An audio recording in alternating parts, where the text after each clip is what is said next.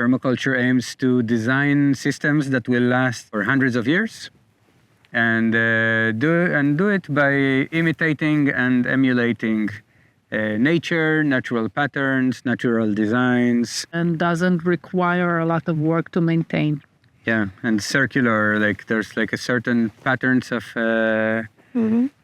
cycles in nature that by creating sometimes creating, sometimes kickstarting, sometimes just not doing anything and allowing cycles to happen.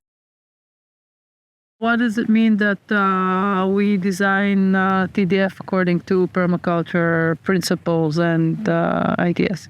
So the chickens here are combined with the veggie garden and with the kitchen to improve all of these three elements together, and they feed each other.